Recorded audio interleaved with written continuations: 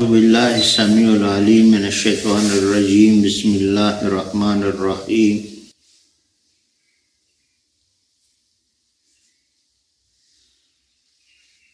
يا أيها الذين آمنوا اتقوا الله وقولوا قولا سديدا يصلح لكم أعمالكم ويغفر لكم ذنوبكم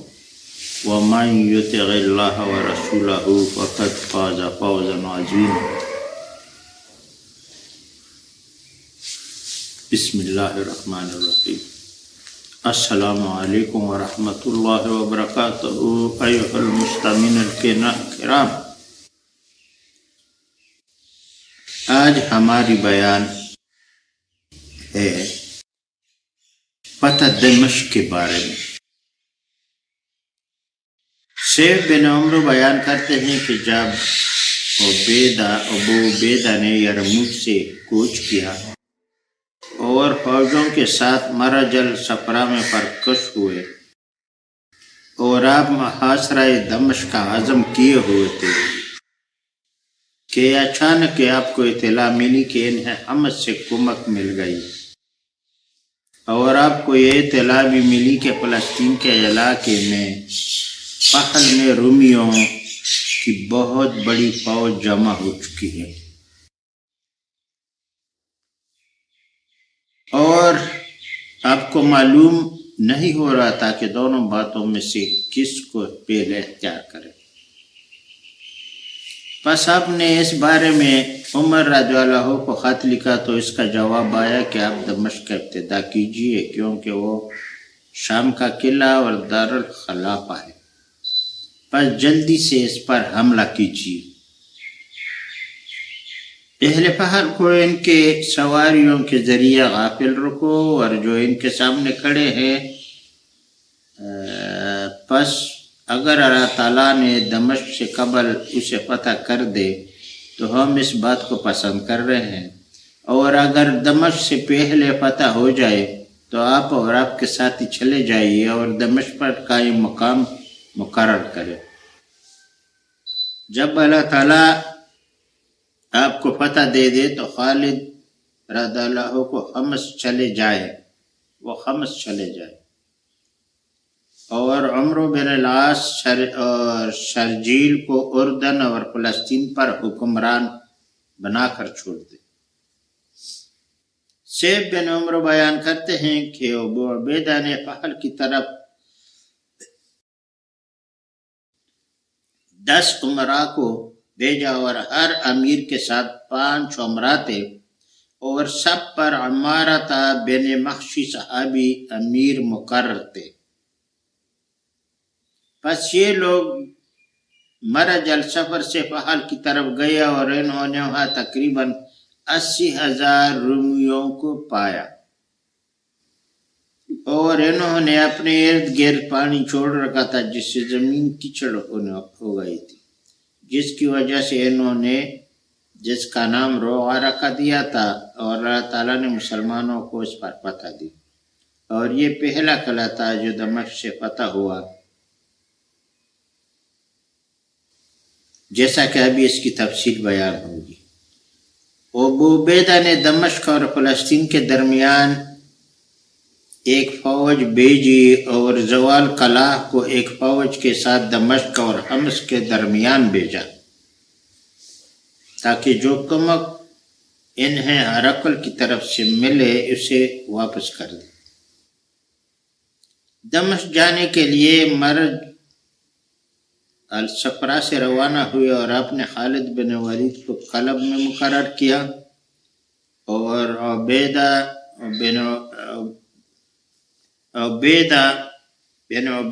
اور عمرو بن العاص میمونہ اور مسیرہ سوار ہوئے، اور سواروں کے سالار عیاد بن عنم اور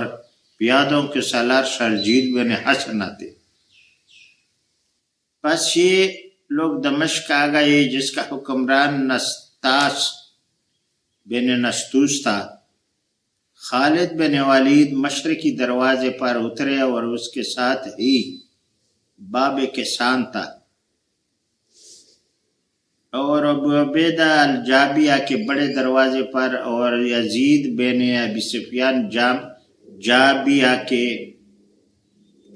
الجابیہ کے چھوٹے دروازے پر اترے۔ عمرو بن العاص اور شرجیل بن حسنہ شہر کے بقایا دروازوں پر اترے اور منجمیق اور کلا شکن آلات نصب کر دیے۔ ابو عبیدہ نے ابو درداء کو برزہ میں ایک فوج کے ساتھ گات میں بٹھایا تاکہ وہ آپ کے مددگار، اور اسی طرح فوج بھی جو دمشق اور حمص کے درمیان ہے، اور انہوں نے 70 راتوں کا دمشق کا شدید محاصرہ کیا، اور بعض 4 ماہ اور بعض 6 ماہ اور بعض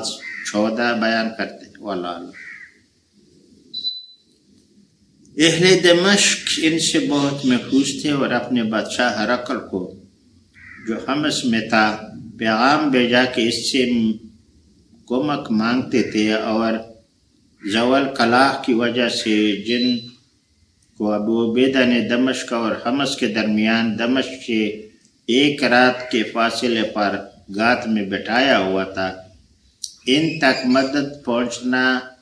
ممکن نہ تھا، مطلب راستہ کاٹ دیا تھا۔ اور جب اہل دمشق کو یقین ہو گیا اور مدد ان تک نہیں پہنچ سکتی تو وہ کمزور اور مایوسی کا شکار ہو گئے، اور مسلمان مضبوط ہو گیا اور معاشرہ سخت ہو گیا، ان کا معاشرہ سخت ہو گیا، اور سردی کا موسم آ گیا اور سردی ہو گئی اور حالات خراب ہو گئے اور جنگ کرنا دشوار ہو گیا۔ اللہ ذوالجلال و متعال کے حکم سے دمشق کے جرنیل کے ہاں انہی راتوں میں بچھا ہوا، تو انہوں نے ان کے لیے کھانا تیار کیا اور اس کے بعد انہیں شراب پلائی، اور انہوں نے اس دعوت میں شب بسر کیا اور کھایا پیا اور تک گئے، اور اپنے مواقف مقامات سے غافل ہو گئے۔ اس بات کو امیر جنگ حضرت خالد بن ولید بانپ گئے۔ انہوں نے، وہ تو تھے ہی سپا سالار اور عقل اور فکر والا، اس نے حالات سے فائدہ اٹھایا، کیونکہ وہ نہ خود سوتے تھے اور نہ کسی کو سونے دیتے تھے، بلکہ دن رات ان کی گات میں رہتے تھے، اور آپ کے جاسوس اور قاصد صبح و شام جان بازوں کی حالات آپ تک پہنچا رہے تھے۔ بس آپ نے اس رات خاموشی دیکھی، اور یہ کہ فصیلوں پر کوئی شخص جنگ نہیں کرے گا، تو آپ نے رسیوں کو سیڑھیاں بنا تیار کیے ہوئی تھی، رسیوں کی سیڑھیاں۔ پس آپ اور آپ کے اصحاب میں سے قعقاع بن عمر اور مزغور بن غدی جیسے بہادر سردار آگے بڑھے، اور آپ اپنی فوج کو بھی دروازے پر لے آئے، اور ان سے فرمایا کہ جب تم فصیلوں کو پر ہماری تکبیر کی آواز سنو تو ہمارے پاس پہنچ جانا۔ پھر آپ اور آپ کے اصحاب اٹھے اور ان کی جماعت ان کے قریب تیر خندق کو عبور کر لیا اور یہ سیڑھیاں لگا دی۔ وہاں ایک خندق بھی کھودا گیا تھا قلعے کے باہر، تاکہ کوئی آئے تو اس میں سے داخل نہیں ہو جلدی سے، اور خندق کے باہر مضبوطی سے لگا دیا اور ان پر چڑھ گئے، اور جب وہ فصلوں پر اچھی طرح ٹک گئے تو انہوں نے تکبیر کی آواز بلند کی اور مسلمان آخر سیڑھیوں پر چڑھ گئے۔ خالد رضی اللہ خالد اور ان کے شجاع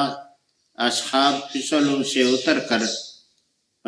سے اتر کر دربانوں کے پاس گئے اور انہیں قتل کر دیا،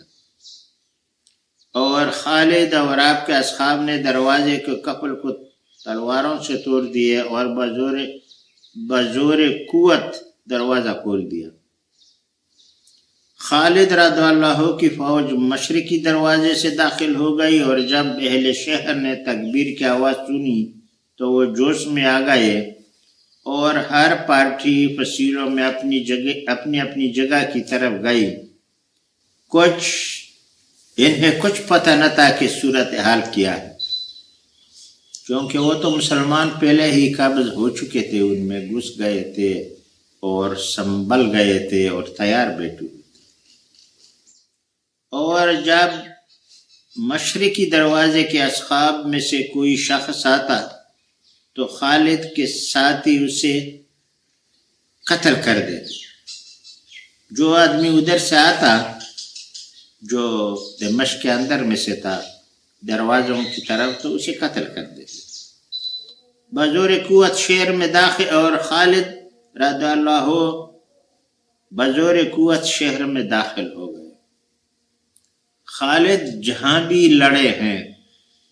بزور قوت لڑے ہیں، داخل ہوئے ہیں اور قبضہ کیے ہوئے ہیں۔ کوئی ایک اس کے ڈرنے سے صلح کی بات پر راضی ہو،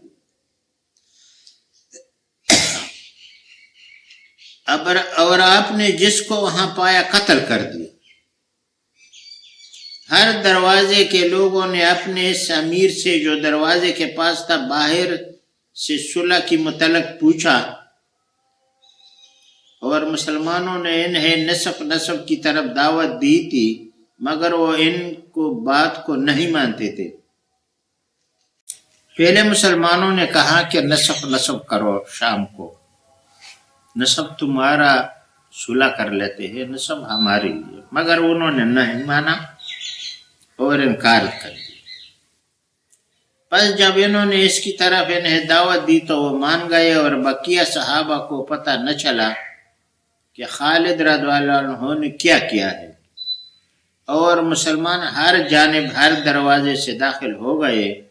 اور انہوں نے دیکھا کہ خالد رضی اللہ کو جو آدمی ملتا ہے آپ اسے قتل کر دیتے۔ انہوں نے آپ سے کہا ہم نے انہیں امان دی ہی، آپ نے فرمایا میں نے اسے بزور قوت پتہ کیا ہے۔ کچھ مسلمانوں کے ساتھ انہوں نے خالد بن ولید کے خبر کیے باہر صلح کر لی تھی، مگر آگے بات بگڑ گئی۔ خالد نے کہا کہ ہم نے امان کدھر دی ہے، ہم تو بزور شمشیر داخل ہوئے، اور امراء شہر کے وسط میں جہاں آج کل درب الرخان ہے کے قریب المقصلہ کے کلیسا کے پاس ملے۔ سیب بن عمر وغیرہ نے ایسے ہی بیان کیا ہے، اور مشہور یہ ہے کہ خالد رضی اللہ عنہ نے دروازے کو زبردستی کھول دیا، اور دوسروں کا بیان ہے کہ ابو عبیدہ نے اسے بزور قوت فتح کیا تھا، اور بعض کہتے ہیں کہ یزید بن ابی سفیان نے اسے فتح کیا تھا۔ خالد رضی اللہ عنہ نے اس شہر سے مصالحت کر لی تھی، پس انہوں نے مشہور و معروف بات کو الٹ کر دیا۔ واللہ اور صحابہ نے آپس میں اختلاف کیا، بعض کہتے ہیں کہ یہ صلح سے فتح ہوا تھا، کیونکہ حقیقت میں ابو عبیدہ نے جو امیر تھے ان سے مصالحت کر لی، اور دوسرے کہتے ہیں کہ یہ بزور قوت فتح ہوا، کیونکہ خالد نے پہلے سے بزور قوت فتح کیا تھا، جیسا کہ ہم نے بیان کیا ہے۔ پس جب انہیں یہ بات معلوم ہو گئی تو وہ بقیہ امراء کے پاس گئے، اور ابو عبیدہ بھی ان کے ساتھ تھے، اور انہوں نے ان سے مصالحت کر لی، اور انہوں نے آپس میں اس بات پر اتفاق کر لیا کہ وہ دمشق کے نصب کو صلح اور نصب کو بزور قوت دیں گے۔ وہی بات نصب جو ہے آدھا دمشق، بزور قوت جو پتہ ہوا ہے وہ اب ہے، باقی جو صلح ہے اس پر ہم دے دیتے ہیں، اور اس میں جزیہ ہوگا وہ ہم دے دیں گے۔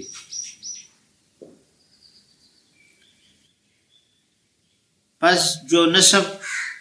وہاں کے باشندوں کے ہاتھ میں تھا، انہوں نے اس پر قبضہ دے دیا اور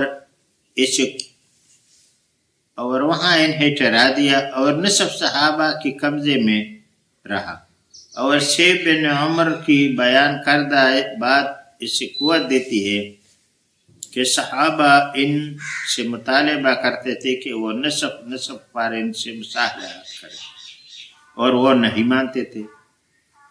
جب وہ مایوس ہو گئے تو جس بات کی طرف صحابہ نے انہیں دعوت دی تھی انہوں نے جلدی سے اسے قبول کر لیا، اور خالد نے ان سے جو کچھ کہا تھا صحابہ کو اس کا علم نہیں ہوا۔ اسی وجہ سے صحابہ نے دمشق کے سب سے بڑے کلیسا کا، جو کلیسا یوحنا کے نام سے مشہور ہے، نصف حصہ لے لیا اور اس کے مشرقی جانب کو مسجد بنا لی۔ وہ نصف کے حساب سے اس کے رڈار میں کلیسا آیا، جو بڑا مشہور کلیسا تھا، اس کو بھی آدھا کر دیا، آدھا رہنے دیا اور آدھا کو مشرق کی طرف جو تھا آدھا اس پر مسجد بنایا گیا، اور اس کے نصف عربی حصہ کو ان کے لیے کلیسا رہنے دیا، اور انہوں نے مشہور کلیسا یوحنا کے ساتھ 14 دیگر گرجے بھی ان کے لیے باقی رہنے دیے، اور بھی گرجے بہت تھے۔ اور یوحنا کا کلیسا آج کل دمشق کی جامع مسجد ہے، اور خالد بن ولید نے اس کے متعلق انہیں ایک تحریر لکھ کے دی، اور اس میں ابو عبیدہ حضرت عمر بن عاص رضی اللہ عنہ کو حضرت یزید اور شرجیل نے اپنی گواہی لکھ دی۔ اس میں ان میں سے ایک کلیسا المقصلات ہے، جس کے پاس عمرائے صحابہ کٹے ہوئے، جو بازار کلا کے پشت پر تھا، اور یہ بلند عمارت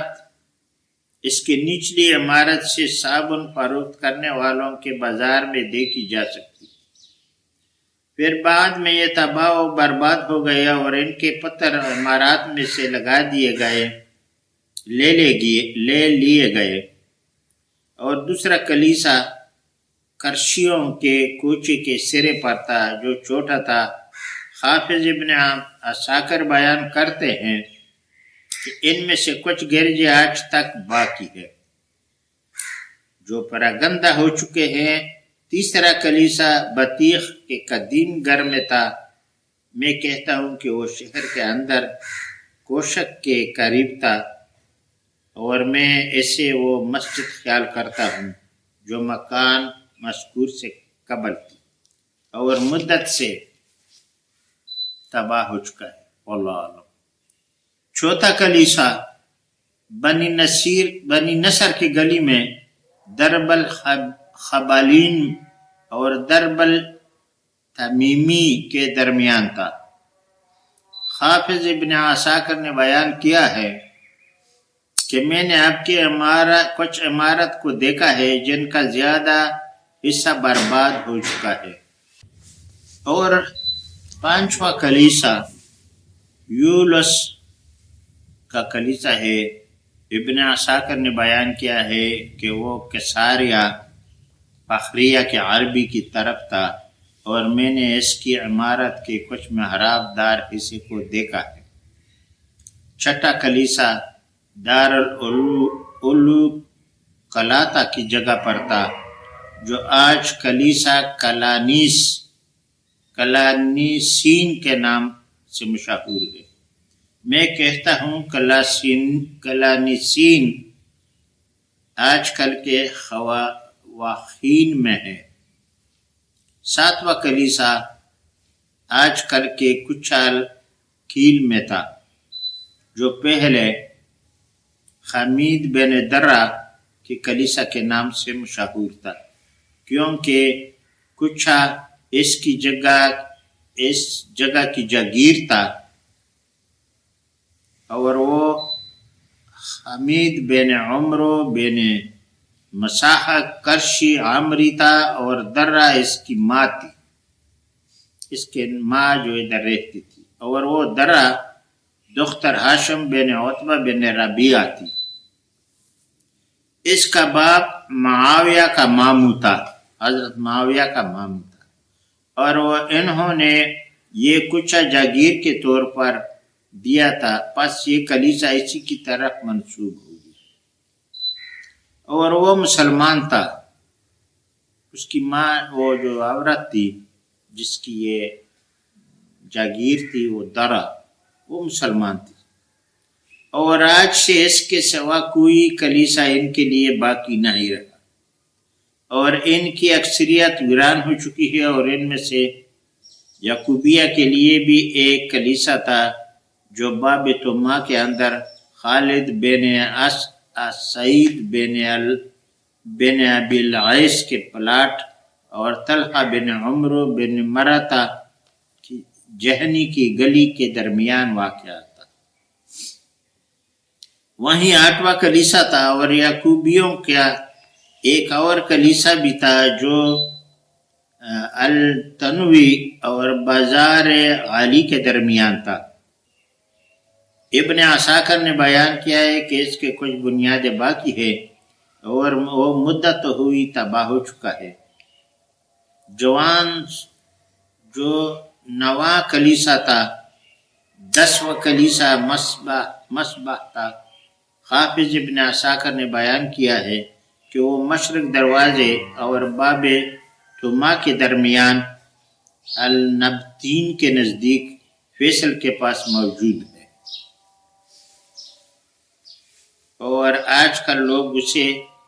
النیتون کہتے ہیں۔ ابن عساکر نے بیان کیا ہے کہ اس کا اکثر حصہ برباد ہو چکا ہے۔ میں کہتا ہوں کہ یہ کلیسا برباد ہو چکا ہے، اور اسے سلطان صلاح الدین فاتح قدس کے زمانے میں حافظ ابن عساکر رحمۃ اللہ علیہ کی وفات کے بعد 580 کے بعد تباہ کر دیا گیا تھا۔ 11واں کلیسا مشرقی دروازے کے اندر کلیسائے مریم تھا۔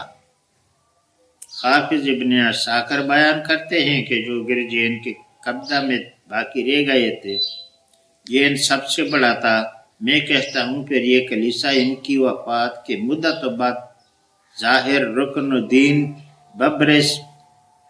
بند قداری کے زمانے میں برباد ہو گیا، جیسا کہ ابھی بیان ہوگا۔ 12ویں کلیسا کلیسائے یہود تھا، جو آج بھی ان کے محلے میں ان کے قبضہ میں ہے، اور اس کا مقام الجبر کے نزدیک معروف و مشہور ہے۔ اس کا مقام جو ہے الجبر کے نزدیک معروف و مشہور ہے، اور آج کل لوگ اسے بستان القت کہتے ہیں، بستان القت۔ اور درب البلاغہ میں بھی ان کا ایک کلیسا تھا جو معاہدہ میں شامل نہیں تھا، جس سے بعد میں مسمار کر دیا گیا اور اس جگہ پر مسجد بنا دی گئی، جو ابن سروردی کے مسجد کے نام سے مشہور ہے، اور آج کل لوگ اسے درب شازوری کہتے ہیں۔ میں کہتا ہوں، یہ عساکر کہتے ہیں کہ ان کا ایک اور کلیسا برباد کر دیا گیا تھا جو انہوں نے تعمیر کیا تھا۔ علماء تاریخ میں سے کسی نے اس کا ذکر نہیں کیا، اور نہ ہی ابن عساکر اور دیگر علماء نے اس کا ذکر کیا ہے، اور اس کا بربادی 717 ہجری کے دوران ہوئی، اور حافظ ابن عساکر نے ایک بار بھی کلیسا سامرا کا ذکر نہیں کیا۔ پھر حافظ ابن عساکر نے بیان کیا ہے کہ نصارہ نے ایک نیا کلیسا بنایا، جیسے ابو جعفر منصوری بنی کتیتا نے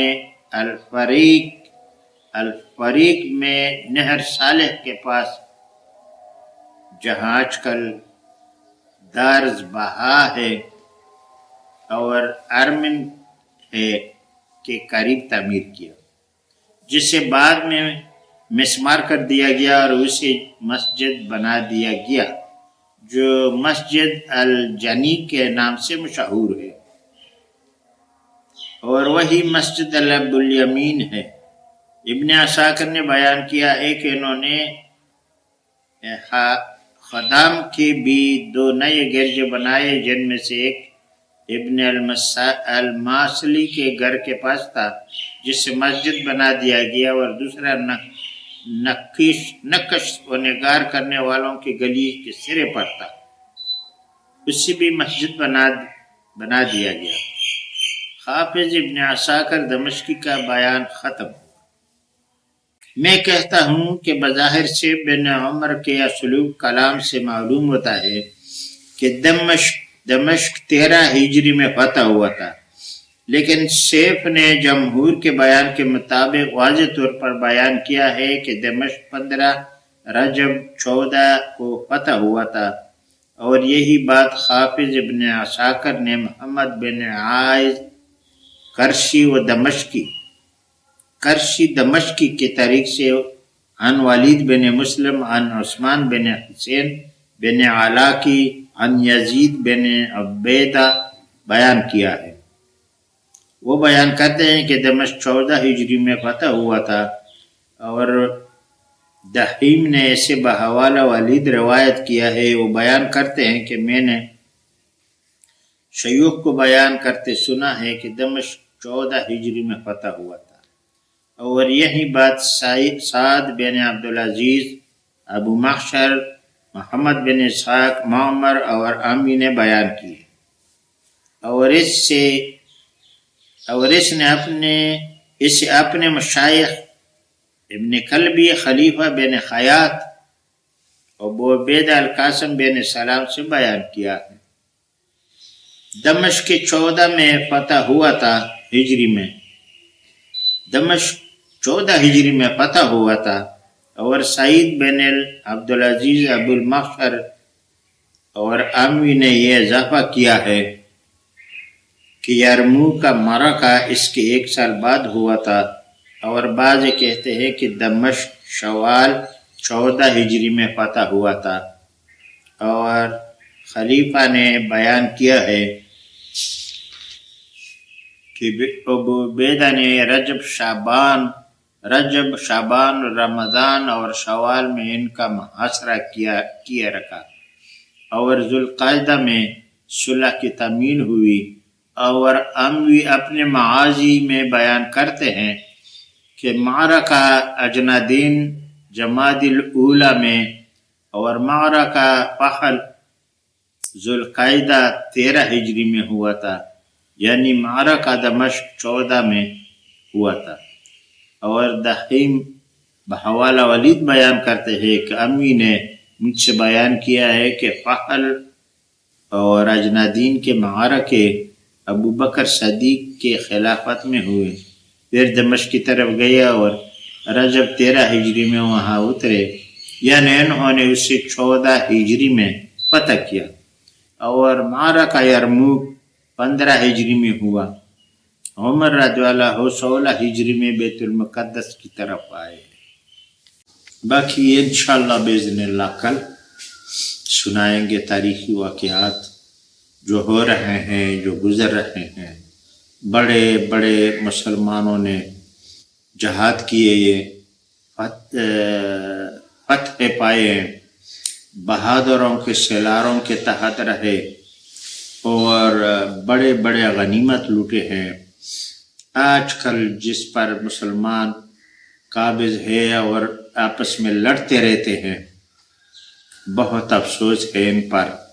کہ انہوں نے ان کے فتح کیے ہوئے، حاصل کیے ہوئے مجوسیوں سے اور رومیوں سے حاصل کیے ہوئے علاقے، اور ان میں اتفاق سے رہنے کے لیے اور حکمران بنائے آج کے دور کے ان ڈکٹیٹروں نے اور لا مذہب حکمرانوں نے، جس کی کوئی مذہب نہیں، اور یورپ کے سائے تلے پھلے ہوئے حکمرانوں نے تباہ اور برباد کیے۔ ربنا لا تؤاخذنا إن نسينا وأخطأنا ربنا ولا تحمل علينا إصرا كما حملته على الذين من قبلنا ربنا ولا تحملنا ما لا طاقة لنا به واعف عنا واغفر لنا وارحمنا وارحمنا واعف عنا واغفر لنا وارحمنا وأنت خير الراحمين أنت مولانا فانصرنا على القوم الكافرين ربنا ظلمنا أنفسنا وإن لم تغفر لنا وترحمنا لنكونن من الخاسرين ربنا ظلمنا أنفسنا وإن لم تغفر لنا وترحمنا لنكونن من الخاسرين ربنا لا تزغ قلوبنا بعد إذ هديتنا وهب لنا من لدنك رحمة إنك أنت الوهاب ربنا إنك جامع الناس ليوم لا ريب فيه إن الله لا يخلف الميعاد سبحان ربك رب العزة عما يصفون وسلام على المرسلين والحمد لله رب العالمين